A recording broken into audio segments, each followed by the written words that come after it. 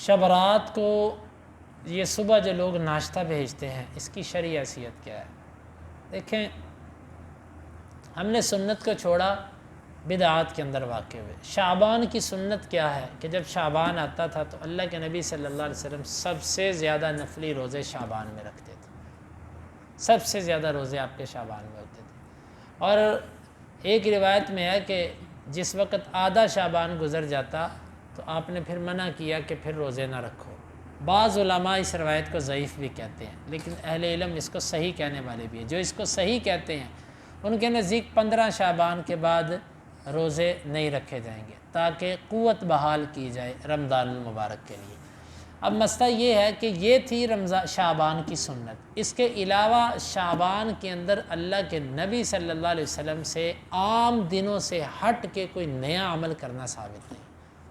مثلا آپ عام دنوں میں جتنی عبادت کرتے تھے، آپ نے شعبان میں کوئی عبادت زیادہ کی ہو، ایسا ثابت نہیں ہے۔ آپ عام دنوں میں جتنا صدقہ کرتے تھے، شعبان میں اس سے زیادہ صدقہ کیا ہو، یہ بھی آپ سے ثابت نہیں ہے۔ آپ جو ہے وہ عام دنوں کے اندر قبرستان نہ جاتے ہوں، اس شعبان کے اندر آپ خاص طور پر کسی رات یا دن کو قبرستان اہتمام کے ساتھ گئے ہوں، ایک آدھی دفعہ کی بات نہیں، آپ نے ہمیشگی کے ساتھ اس کو اپنایا ہو، ایسا ثابت نہیں ہے۔ یعنی کہ اور آپ جو معمول زندگی کا جو آپ کا تھا، آپ نے اس سے ہٹ کر کبھی شعبان کے اندر لوگوں کو کھانے کھلائے ہوں، ایسا کچھ ثابت نہیں۔ نہ اس شعبان کے اندر روزوں کے سوا کوئی زیادہ عبادت ثابت ہے، نہ تہجد کا خاص اہتمام ثابت ہے، نہ صدقات خاص طور پر ثابت ہیں، نہ لوگوں کو کھانا کھلانا ثابت ہے، نہ قبرستان ایسا جانا ثابت ہے۔ جو چیز ثابت ہے ہم لوگ اس کو ترک کر چکے ہیں، اور جو چیزیں ثابت نہیں ہیں ساری قوم اس کے پیچھے لگ چکی ہے۔ روزے رکھنے کی طرف کوئی نہیں آتا کیونکہ مشکل کام ہے۔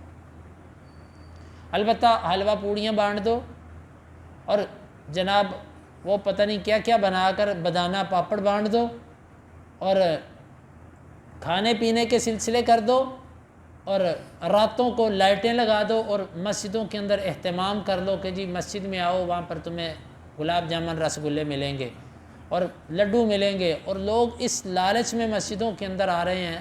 کوئی سنت کا اہتمام نہیں ہے، خرافات اور بدعات ہیں۔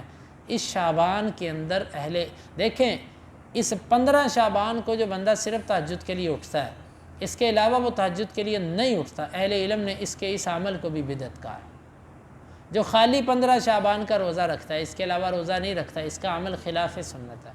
جب 15 شعبان کو عام دنوں سے مختلف کرتا ہے، نمایاں کرتا ہے، اس میں کوئی خاص عمل کرتا ہے، اس کا یہ عمل یہ خلاف سنت ٹھہرے گا، کیونکہ اللہ کے نبی صلی اللہ علیہ وسلم نے اس دن کا کوئی خاص اہتمام نہیں کیا، اس رات کا کوئی خاص اہتمام نہیں کیا۔ تو لہٰذا آپ کو اگر ناشتہ یا ایسی کوئی چیز آ رہی ہے تو آپ انہیں پہلے ہی آواز دے دیں کہ بھئی آپ ایسا نہ کریں، آپ یہ ناشتہ نشتہ نہ رکھیں۔ تو باقی جس نے نہیں باز آنا اس نے نہیں آنا، لیکن آپ ان کو کہہ دیں کہ میں نہیں کھاؤں گا، میرا روزہ ہے، میں نے اس دن غالباً 15 شعبان کو ہی آتا ہے نا، تو آپ ویسے اگر روزے رکھ رہے ہیں، ایام 20 کے روزے رکھتے ہیں، 13، 14، 15 کے، تو 15 ایام 20 کے اندر بھی آتا ہے ہر مہینے کی۔ جی اگر دیکھیں جی، اگر یہ آ جائے تو پھر آپ کس کو دیں؟ تو پھر آپ اس دن آپ کی گلی میں جو صفائی کرتا ہے نا، آپ اس کی دعوت کر دیں، اس کو دے دیں حلوہ پوڑیاں ساری، اس سے کو لو اپنی آل اولاد کو کھلاؤ جا کے۔ اس کی وجہ یہ ہے کہ جب حرام اور ایسی چیز آ جائے تو اس کو صدقہ کرنا لازم ہوتا ہے۔ جس طرح کہ حدیث کے اندر آتا ہے نا، ایک صحابی تھے، انہوں نے دور جاہلیت کے اندر کہانت ایک اندازہ لگایا تھا کہ ایسے ہوگا، بعد میں وہ مسلمان ہو گئے، وہ وقت آیا تو اس کا کام ہوا جس کو کہا تھا، وہ مٹھائی لے کر آ گیا، یعنی کہ مٹھائی سے مراد وہ کھجوریں لے آیا ایک روایت کے مطابق۔ تو آپ صلی اللہ علیہ وسلم نے فرمایا تھا اعلف الجزور، مسند احمد کی روایت ہے، یہ کھجوریں اونٹ کو کھلا دو۔ تو اونٹ چونکہ ایک ایسا جانور ہے جو مکلف نہیں ہے، تو اس کو کھلا دی گئی۔ تو اسی طرح اگر ایسا مال آپ کے پاس آ جاتا ہے تو آپ کسی ایسے بندے کو دے دیں جو شریعت کا پابند نہیں ہے، شریعت کا اہتمام نہیں کرتا، عیسائی ہے یا اسی طرح غیر مسلم ہے، ان کو آپ دے دیجیے۔ ہاں ٹھیک ہے، اس فرقے کا جو کوئی ہے اس کو دے دیں کہ بھئی یہ آپ کی شب برات ہے، آپ کو مبارک ہو، ساتھ بتا بھی دیں اس کو۔